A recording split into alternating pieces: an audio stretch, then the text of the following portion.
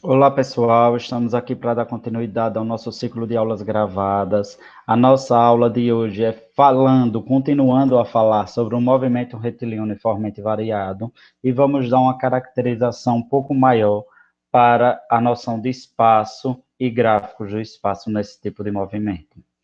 Nós vimos nas aulas passadas que o movimento retilíneo uniformemente variado é um tipo de movimento onde você tem que a trajetória é uma linha reta e você tem por característica uma variação da velocidade de modo constante.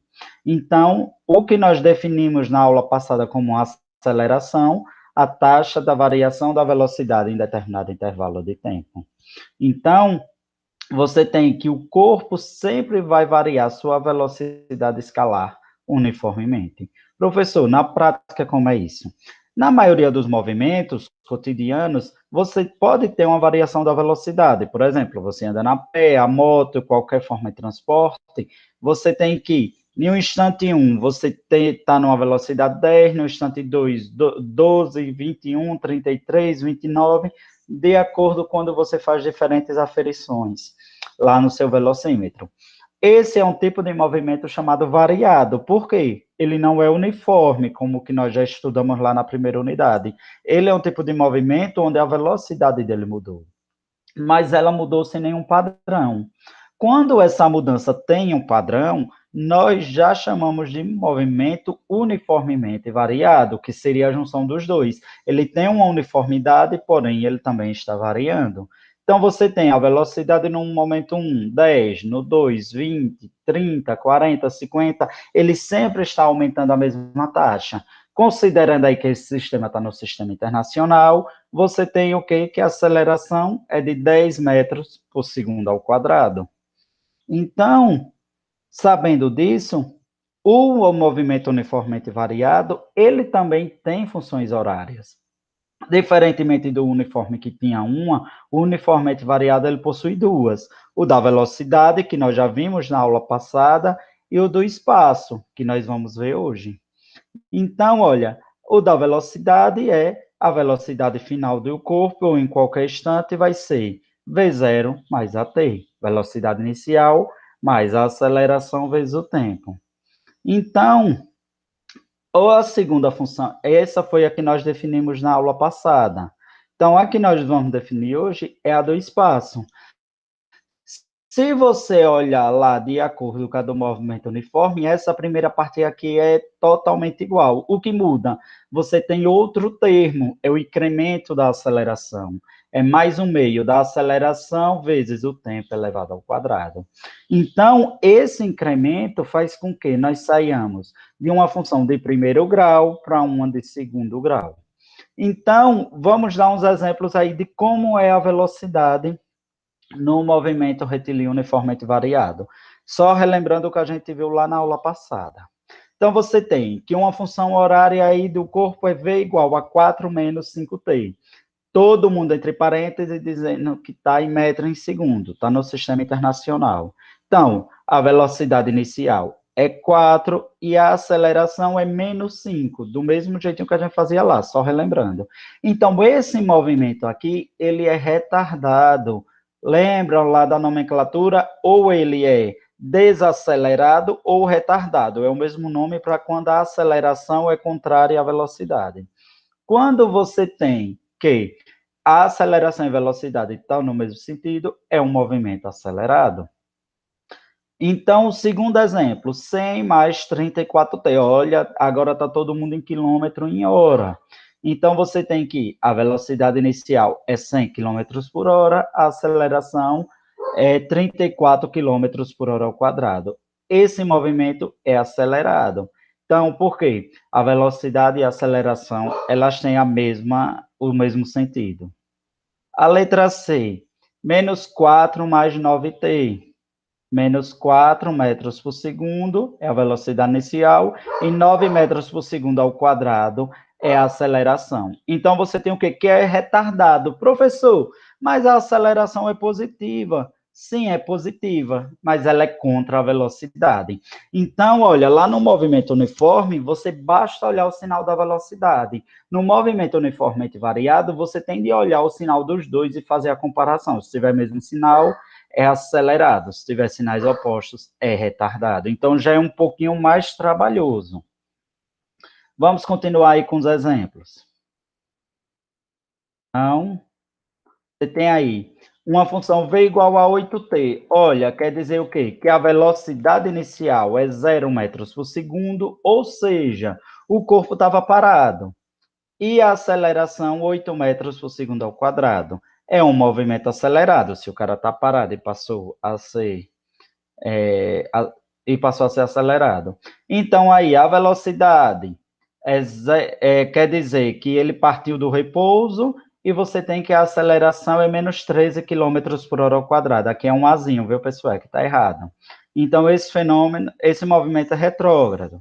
E a letra C, V igual a V0. Então, você não tem aceleração. Então, o corpo já está em movimento uniforme, porque a velocidade aí é constante. Sabendo disso, nós vamos agora trabalhar um pouco com a função horária do espaço. Nós trabalhamos já com a da velocidade. Olha, é uma função quadrática, por quê? Porque é um polinômio aqui que tem um termo elevado a 2, então é uma função de segundo grau. Então, você tem aqui o primeiro exemplo, S igual a 4 menos 5t mais 2t ao quadrado. Então, S0 é 4, é a posição inicial, você comparando lá. A velocidade inicial é menos 4, e a aceleração é 4 metros por segundo ao quadrado. Olha, então, você pode dizer o quê? É um movimento retrógrado, já que a velocidade é negativa, e é um movimento retardado. Apesar da aceleração ser positiva, mas a aceleração ela tem um sentido contrário à velocidade. Então, ela é um movimento retrógrado. Letra B. S igual a 100 mais 34t menos 3t ao quadrado. Espaço inicial, 100t é o primeiro termo. A velocidade, 34 km por hora. E a aceleração, menos 6 km por hora ao quadrado. É um movimento progressivo, porque a velocidade é positiva, e retardado, porque a aceleração é negativa. Professor, mas aqui na fórmula tem menos 3. Mas vocês lembrem que aqui na fórmula é um meio da aceleração. Então, é a aceleração dividida por 2 que você coloca lá para você formar a função horária. A letra C, S igual a menos 4 mais 9t mais 5t ao quadrado. Então, você tem que o espaço inicial é menos 4, a velocidade é menos 4 metros, você disse aqui, entre parênteses, que está no SI, vocês já sabem, a velocidade inicial é 9 metros por segundo, e a aceleração é 10 metros por segundo ao quadrado. Olha, é um movimento progressivo, porque a velocidade é positiva, e é acelerado, porque a aceleração também é positiva. Se ela tem o mesmo sinal da velocidade, é um movimento acelerado. Continuando, nós temos aqui mais outro exemplo. Vamos fazer bem muito exemplo para ficar craque. S igual a 8t menos t ao quadrado. Então, olha, você não tem o termo independente, então S0 é igual a 0. A velocidade inicial é 8 metros por segundo. E a aceleração? Olha, aqui está o menos, então aqui é menos 1t ao quadrado. É multiplicada por 2 aqui. Então, menos 2 metros por segundo. É um movimento progressivo, porque a velocidade é positiva, e é um movimento retardado, porque a aceleração é negativa. A outro item aí, S igual a menos 13 mais 9t ao quadrado, todo mundo em quilômetro em hora. Então, você diz o quê? Que o espaço inicial é 0, ou seja, ele partiu da origem. A velocidade que ele partiu foi menos 13 km por hora. Ele estava fazendo um movimento retrógrado. E você tem que a aceleração é o dobro dessa que está aqui na função horária. Então, 18 km por hora ao quadrado. Esse movimento é retrógrado, porque a velocidade é negativa, e retardado, apesar da aceleração ter um valor positivo, você tem que ela está contra a velocidade. E para fechar aí com chave de ouro, S igual a 35 mais 8t ao quadrado. Olha, você tem um termo independente, então ele partiu da posição 35 metros. E você tem que não tem o termo da velocidade, então quer dizer o quê? Que o corpo partiu do repouso, então a velocidade inicial é igual a zero. Como também a aceleração é o dobro dessa daqui, então é mais 18, mais 16 metros por segundo ao quadrado. É um movimento acelerado, mas você agora pode dizer também que é progressivo implicitamente, mas nesse momento ele só é acelerado. Por quê? Porque ele não tem a velocidade para você caracterizá-la. Sabendo disso, é só para vocês relembrarem que o gráfico, quando você tem uma função horária linear, ela é uma reta. E quando é esse carinha aqui, como é a função horária? Vamos dar uma. Como é o gráfico que representa essa função horária?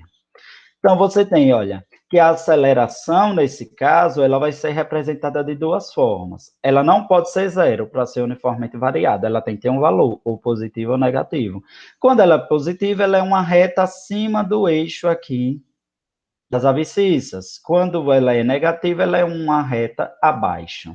Então, é uma reta paralela ao eixo. Se for uma aceleração 3, então aqui ó, tem o valor 3, metros e aqui segundos ao quadrado. Aqui metro por segundo e aqui segundo para dar metro por segundo ao quadrado. Se for menos 10, então aqui é no menos 10. Então, sempre é assim, positivo acima do eixo, negativo abaixo do eixo.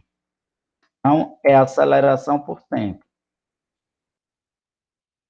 Então, a velocidade, ela vai crescer linearmente. Quando ela partir de uma velocidade positiva, que é a aceleração positiva, ela vai crescer desse jeito. Quando ela tocar aqui, ó, e na origem, a velocidade inicial é zero. Quando ela tocar aqui abaixo, ela tem uma velocidade negativa.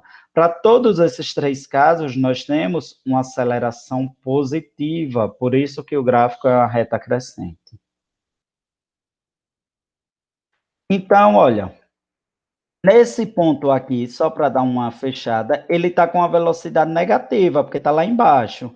Quando ele tocar aqui o eixo das abscissas, você tem que a velocidade é zero.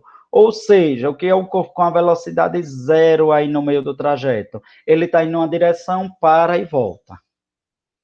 Quando você tem uma velocidade que diminui, é uma aceleração negativa. Então, olha, aqui quando ela parte ela tem um valor positivo, ou seja, V0 igual a 5 metros por segundo, por exemplo, menos 2t. Ela tem essa forma aqui o gráfico.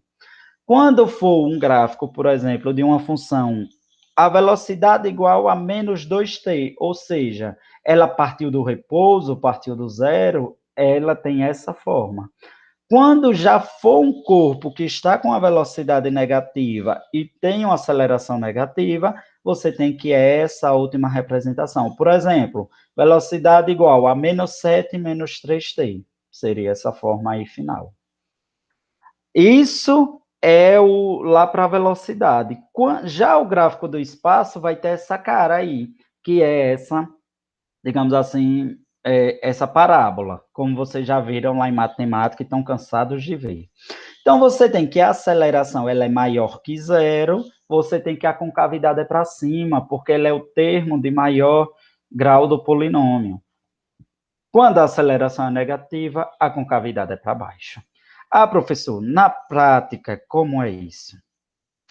Ah, professor, mas eu tenho aqui, ó, que está aqui, quando chega nesse ponto aqui, olha, no vértice da parábola, você tem que a velocidade é zero, o corpo está mudando de sentido. Então, aceleração positiva e aceleração negativa. Então, os gráficos, geralmente, vocês vão ter que, eles vão ter essa cara, olha, que é tipo uma parábola cortada no meio. Por quê? Porque aqui, olha, você considera só a parte do tempo que é positiva, não existe tempo negativo. Então, a maioria dos gráficos que vocês verem de movimento uniformemente variado vai ter essa forma aí de semicírculo. Ou para cima, quando você tem uma aceleração positiva, ou para baixo, quando você tem uma aceleração negativa. Então, aí, ó, um móvel animado de movimento uniforme obedece essa fórmula. Então, se você tiver o gráfico, olhem. Então, você tem aqui que a velocidade, o espaço. Está vendo aqui que a velocidade tem essa, ele foi botando pontos do espaço. Então, olhem, a velocidade tem essa forma, como a gente viu na aula passada. No 4, é uma retinha paralela. E o gráfico do espaço tem essa fórmula, que é uma reta crescente.